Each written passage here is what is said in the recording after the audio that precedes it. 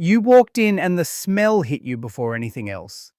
Solder and warm plastic and something electrical that had no name, but you knew it the way you knew the smell of your own garage. The shelves went to the ceiling. The bins were full of parts you could not pronounce. And somewhere in the back, behind the cable spools and the resistor drawers and the wall of batteries, a man in a yellow polo shirt was showing a kid how a circuit worked. That was Dick Smith Electronics. And you never walked out the same person who walked in. Before we dive in, hit subscribe and drop a comment letting us know where you are watching from. The catalogue came first. Before you ever set foot in the store, the catalogue found you. It came free inside Electronics Australia magazine or Electronics Today International, and you pulled it out, and the rest of the magazine hit the floor because you did not care about the articles. You cared about the catalogue. Hundreds of pages, shortwave receivers, scanners, CB radios, walkie-talkies, amplifier kits, speaker drivers, and in the back, the components, resistors sorted by value, capacitors by microfarad value, transistors for 60 cents, LEDs in red, green, and amber. You sat on the floor of your bedroom and turned the pages and circled what you wanted with a pencil and calculated how many lawns or how many weekends at the servo it would take to buy the scanner on page 43. That catalogue stayed on your nightstand until the new one came. And when the new one came, the old one went under your bed. You never threw one away. They were not catalogues. They were blueprints for everything you were going to build. Your father took you for the first time on a Saturday morning. Maybe it was the store on the Pacific Highway at Gore Hill. Maybe it was the one in the city. Maybe it was the little one in the shopping centre near your school that always smelled like carpet and new plastic.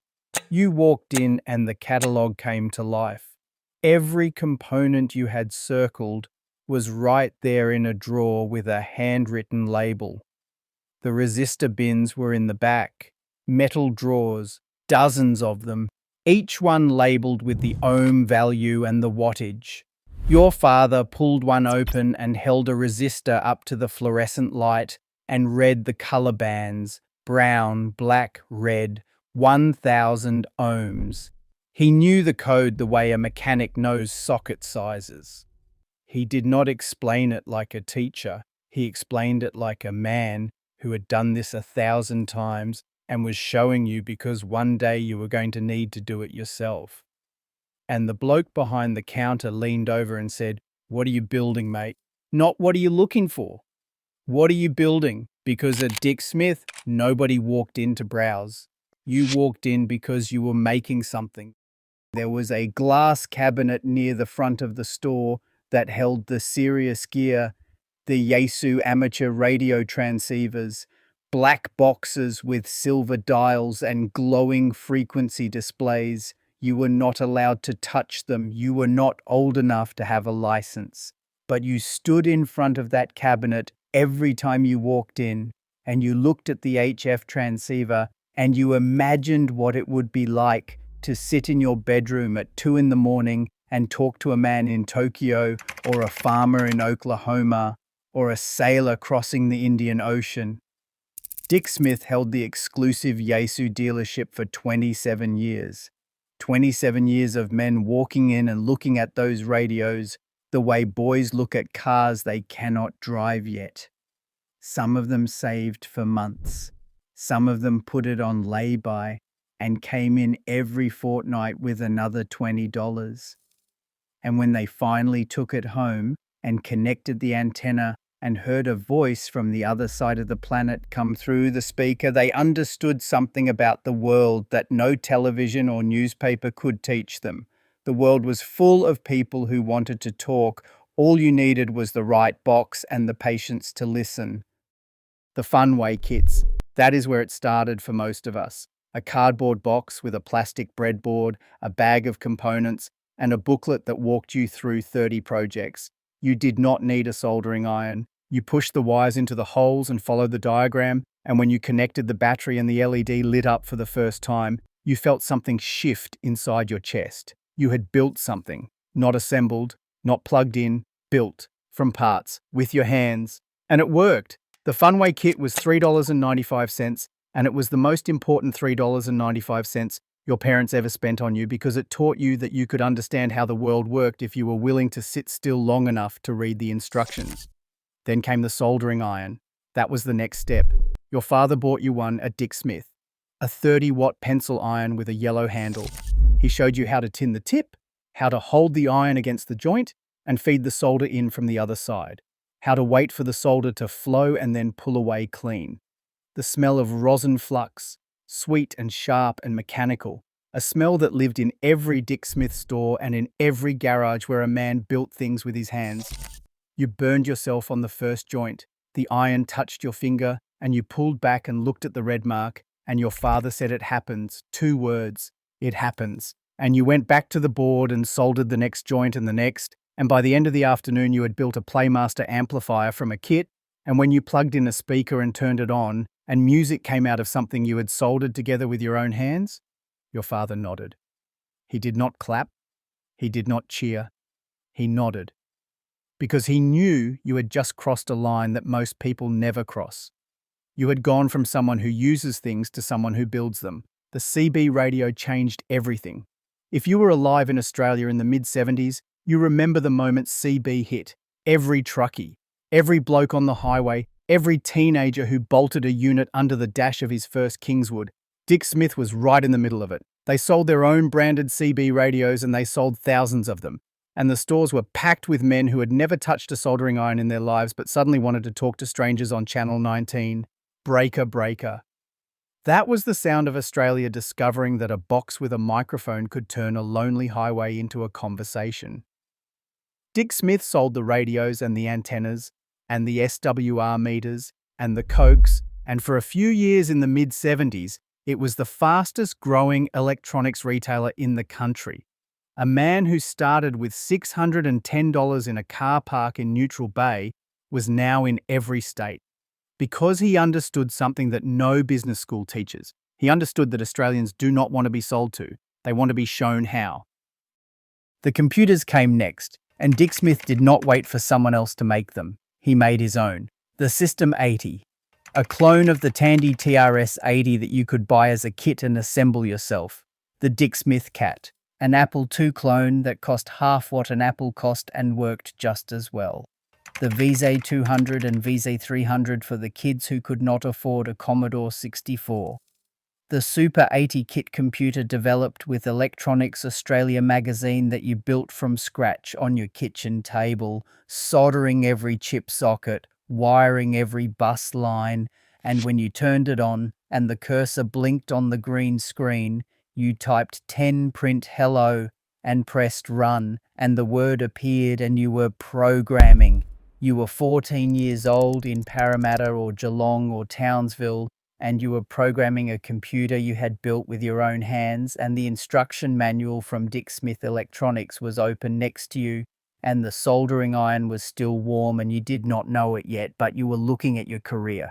Dick Smith, the man, was not like other businessmen. He towed a fake iceberg into Sydney Harbour on April Fool's Day, and the whole country fell for it. He flew a helicopter solo around the world. He flew to the North Pole. He put his own face on the logo of every store, thick-rimmed glasses and all, and called it the Dickhead. He was not a corporate executive. He was a bloke who started in a car park and never stopped being curious about how things worked. And that curiosity lived in every store he built. The staff were not salespeople.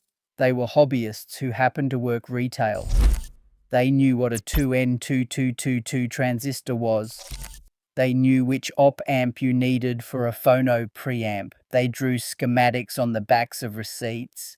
And when a 12-year-old kid walked in with pocket money and a question, they answered that question the same way they would answer an engineer, with respect, with patience, with the understanding that the kid standing in front of them might be the next one to build something that matters. Saturday afternoon at Dick Smith was not shopping, it was church. You rode your bike to the store after lunch, and you met the other kids who were building things. One kid was making a radio. Another was building a burglar alarm for his bedroom door. Another was trying to get his VZ200 to play music through the TV speaker. You stood in the aisle comparing projects the way other kids compared footy cards. And the man behind the counter listened to all of you and handed out advice like it was free because it was. He told you which transistor would handle the current. He told you why your circuit was oscillating. He told you that the capacitor you bought last week was the wrong value and here is the right one, no charge, because he wanted you to finish what you started. Those men are retired now. Some of them are gone, but every amplifier they helped a kid build is still working in a garage somewhere. And every kid they helped is now a man who knows how to fix things, because someone in a yellow polo shirt took the time. In 1980, Dick Smith sold the business to Woolworths for $25 million. He was 38 years old. He wanted to fly helicopters, climb mountains, and give away money. For a while, Woolworths kept the spirit alive. The stores still smelled like solder. The catalogue still had data sheets in the back. The kits were still on the shelves. But slowly, the way a fire dies when nobody adds wood, things changed. The component drawers got smaller. The consumer electronics section got bigger. The Yaesu amateur radio dealership was dropped after 27 years. The Funway kits moved to the back, then to the clearance bin, then they disappeared. Water cokers appeared where the resistor bins used to be. Toasters appeared where the soldering irons had been. A bloke walked into the Gore Hill store looking for solder and a soldering iron, and the section had been reduced to a single shelf, 1 metre wide. Dick Smith Electronics no longer sold soldering irons. The store that taught a generation of Australians how to build things had decided that Australians did not want to build things anymore. In 2001, Woolworths bought Tandy Australia. The Tandy stores became Dick Smith's. More stores, more floor space, more televisions and DVD players and mobile phone accessories, fewer resistors, fewer kits, fewer blokes behind the counter who knew what a capacitor was. By 2007, the powerhouse superstores had moved the last remaining components to the small suburban shops. The flagship stores sold plasma televisions and laptop bags and nothing else. The soul was gone. The guts had been scooped out and replaced with consumer packaging and extended warranties and things that did not require a soldering iron or a manual or a Saturday afternoon with your father. Then came Anchorage. In 2012, Woolworths sold Dick Smith to Anchorage Capital Partners for $94 million.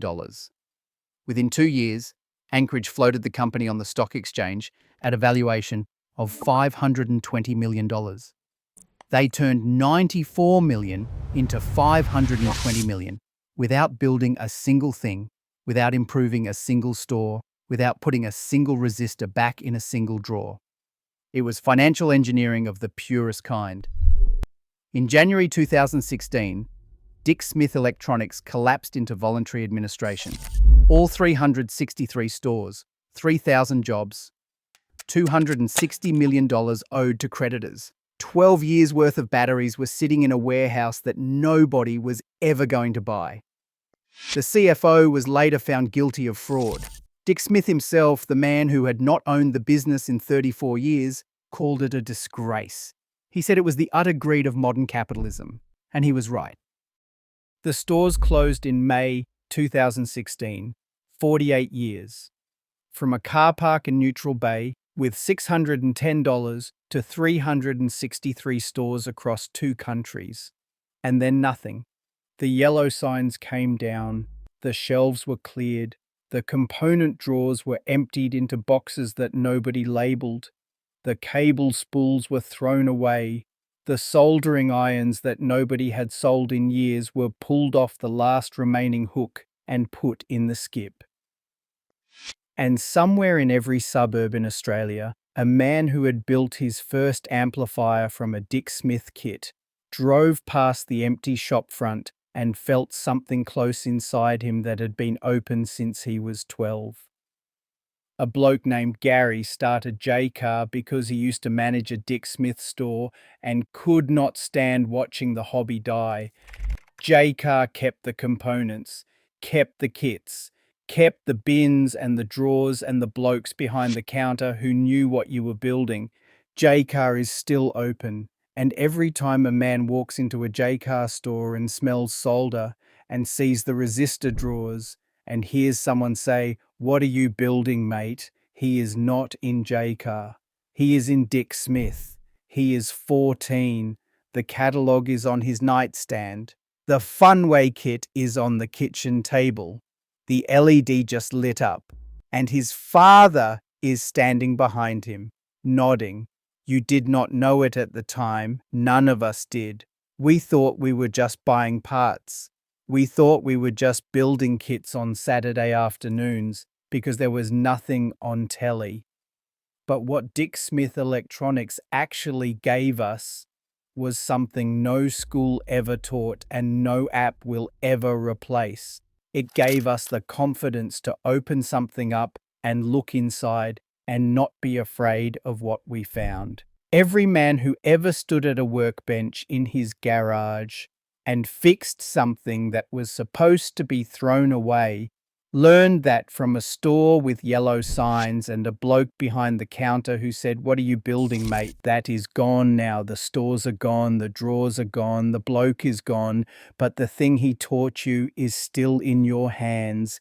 It is there every time you pick up a screwdriver, every time you look at something broken and think, "I can fix that." That is Dick Smith, not the stores, not the catalogue, the belief that you could build anything if someone showed you how.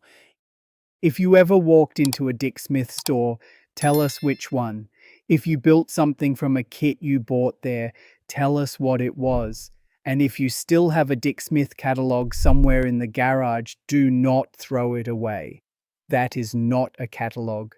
That is the last evidence that a place existed where a man with $610 in a car park believed that if you showed people how things worked, they would want to build them.